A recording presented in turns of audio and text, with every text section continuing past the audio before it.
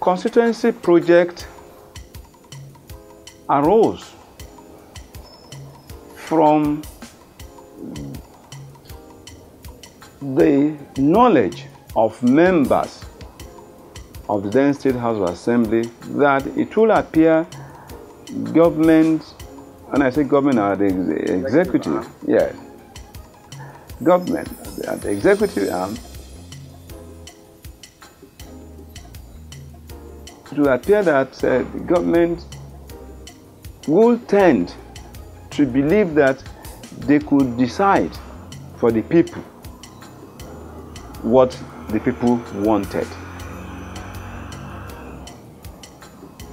as opposed to letting the people themselves decide that this is what they want and this is the priority.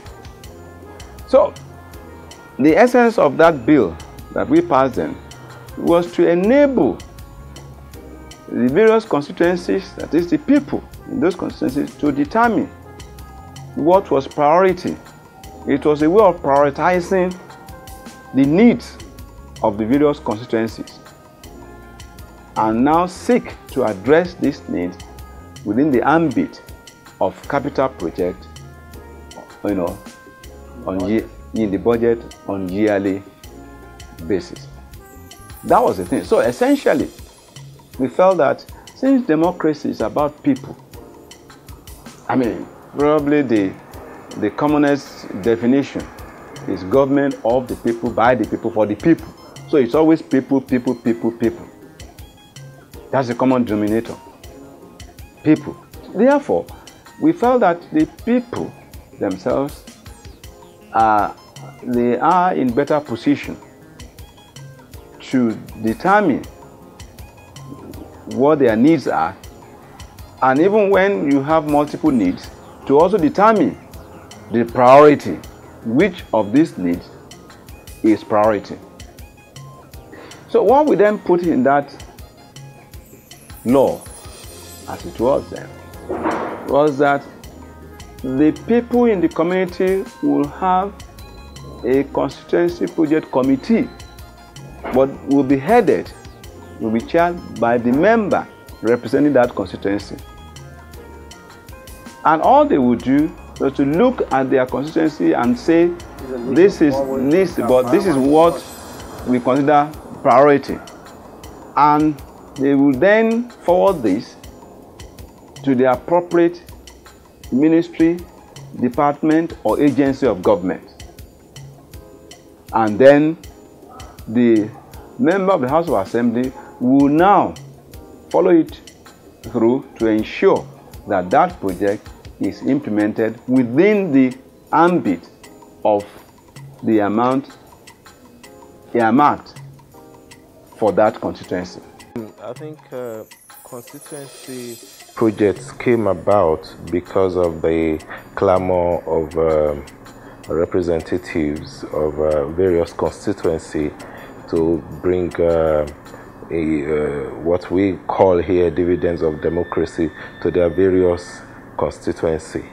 In essence, it is an attempt to have something to show for representation that they are making in the various parliaments, whether it is in the state, whether in the federal level. But at the federal level, it reached the peak, I think, 1999, 2003, when there was a big clamor, and it nearly caused some kinds of crisis between the executive and the parliament, because they felt that if they go back to their constituency, I mean, they were going to ask them what they brought which is the normal thing here in this part of the world. That is the kind of democracy we have right now. The concept of constituency project did not start in 1999. It actually started under IG, though at the state houses of assembly. It was a device coined, well, some people say to support IBB's projects, but my own conclusion on it is that it was just a way of making the boys at the state houses of assembly to be happy. That's it. So it was in existence at the state houses of assembly prior to 1999. Umar Ghali Naba only elevated it to national consciousness when he had a disagreement with Obasanjo, particularly on the issue of budgeting and control.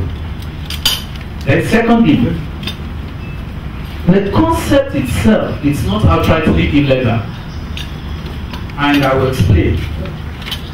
Yes, it is not provided for in the Constitution, but what they have done clearly was to smuggle it in under the RAMPAC provision, or the powers of RAMPAC. RAMPAC is the Revenue Mobilization Physical Application Committee, and what that committee do is to apportion or appropriate the salaries to be paid to elected officers and appointees, as well as the allowances. So what they have done is to put constituency allowance projects under that committee, under RAMPAC. And of course, RAMPAC is the creation of the Constitution. So it may not be apt to contend that it is outrightly illegal, even though we may say that it was just a convenient arrangement which they had done. Perhaps no policy has come under severe criticism as the constituency projects of National Assembly members, yet none seem more certain to endure for a long time. It has already withstood the hefty disapproval of 3 presidents, a large segment of the nation's media, civil society groups, and almost every citizen who has spoken of it in the mass media. In the annals of the executive-legislative relations, there is nothing less popular out there. Even the members of the National Assembly, whose brainchild it was, would rather not talk about it. All the explanations about its beneficial effects by sundry spokespersons from the legislative arm have gained it very little support. There is no doubt that if the parliamentarians were to announce today that they are abandoning the program, their approval ratings will soar through the skies, and the president who stands up to the National Assembly and chucks it out will be hailed as a lifesaver. Yet, 14 years after it was first mooted by the newly minted members of the legislative arm in the Fourth Republic, the program is not only thriving but is about to get a new lease of life. From plans to shelve the controversial policy where members of the National Assembly not only choose projects for execution and the contractors to do the jobs, but some say even collect the payment for the projects, the government has since concluded plans to mainstream it into its capital project outlay. The views shared by people, however, differ from its initial concept to actual implementation.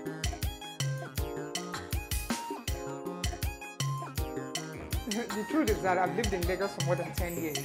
I can't cite any project that I can tell you I know of that is a constituency project. And majority of citizens are that unconcerned about what those constituency projects are, where they are located. Once I see any new building or any new facility somewhere, the first thing I think about that comes to my mind is that the governor is working, or the local government chairman in this area is working. It never crosses my mind to even remember that there's a lawmaker somewhere that could have been responsible for that. So I never bother myself with thinking about lawmakers because I know it is not their business to carry out such projects like building schools, roads, markets. It is not the duty of a lawmaker to do that. When you look at what they said they've budgeted for constituency project over this period of civil rule, it's about, it's close to 1 trillion naira, and that's a lot of money. I think what we need to do is that we should begin to mobilize. We should begin to organize among ourselves. How do we track our money? What do these guys do with our money? When they claim that they get 40 million naira every quarter for constituency projects for House of Rep members and 60 million naira every quarter for a senator, what actually do they do with it? We should begin to mobilize ourselves to ask questions, to see how our funds are appropriately used. We should begin to demand participation in how those projects are conceived and how they are implemented and how they are sustained. Building schools, providing infrastructure is not a legislative function. So when citizens see those facilities, and it's difficult for them to make that connection that this could have been provided by a lawmaker, it's absurd. So it is that absurdity that the country needs to work on by doing away with constituency projects. It is a huge distraction for lawmakers, and I don't think they deserve that kind of distraction. Particularly don't say anything wrong in constituency projects. If those projects are geared towards benefiting the people, you know, since we all agree that the essence of government is for the people to benefit, is for those in authority to take care of people's welfare. If that's the context, then I will not subscribe to the idea of some people who are downplaying the effect of constituency project. I think it is important, I think it is necessary. The only thing is that those projects should be geared towards benefiting the people and should affect their lives positively. There is evidence that over the years, the original intent of the planners of this policy have been distorted. The initial plan, which was a desperate means of serving the constituents, gradually became corrupted, and avenues were found through which people lined their pockets with monies meant for constituency projects. In theory, the House members and senators usually send a list of projects they want executed in their constituencies to ad hoc budget committees of the House or Senate, which would then send those lists to the executive for inclusion in the annual budget. The members now wait for these to be captured in the budget. Each member has a price range, and he or she must ensure that all his projects do not total more than his or her budget. House of Representatives or the federal constituency or the senatorial constituency, and then we were then asked to have some input, okay, and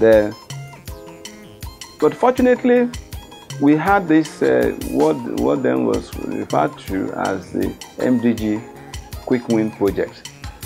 The beauty of that, at least in our own time, was that projects would have been costed. For example, if you say you want a water project, maybe what is called the motorized borehole, the costing will have been done through the Ministry of Water Resources. If you want a health center, the costing will have through the Ministry of Health. If it's a road construction, it will have been, the costing will have been done through the Ministry of Works. So on and on like that. But most of the time, these projects were in health, in water, in education. And those were the major ones. So the costing will have been done. If you want a school block, maybe a 4-room block or 3-room, the costing will have been done. So money was then allocated to the various geopolitical zones. Now, at least in the Senate, let me talk about the Senate where I was. You would then have a meeting of senators from that zone, and you will also allocate on paper if you have, say, 6 states in a particular zone, you will then allocate on paper by agreement how much will go to each state. Okay? If you agreed on that, then each state will then go and sit down. For example, from Lagos State, of course, every state has 3 senators. We then sit down. This is the amount allocated on paper, not that any money is given, no. You then sit down, this amount, what to do? If you could agree together, you could, decide that, look, in consultation with the state governor or with the state government, I should say, you could then say, okay, this is where we want to channel this allocated money to. Or if you didn't do that, you could say that, well, okay, since you have been given copies of the various projects in terms of the costing, because even the borehole that I mentioned, in fact, there were 3 types there. You had the hand pump, you had the medium motorized, you had the fully motorized. Different, and of course, they will also have told you, they will have given you the information about the topography of the soil in various areas. So it won't cost the same amount. The amount you would need to put a borehole here in Lagos or in a particular area of Lagos may be different from what you would need to put the same borehole in another location. So all this will have been done, which was quite good. So it will now be easy for you to now see that within the ambit of money allocated on paper to you or to your constituency or senatorial district, then you then know which projects can be accommodated. That was what happened. The fact that the National Assembly has still not passed the bill that will legalize constituency projects makes the whole process not just suspicious but illegal. And civil servants are already cashing in on the loopholes in the arrangements to make quick money. Although there is evidence that many legislators have through this means brought valuable contribution to their constituents, the chances of abuse is very massive. Our call is to make these enormous resources put into the constituency projects work for us by being involved in the selection of the projects, monitoring and implementation, and actively engage in the sustenance of these projects. Under the present administration in the state, led by Dr. John Kafayemi, at the state level, for the first time in the history of that state, there was nothing like a constituency project for the assembly people. I think it's a radical departure from the past.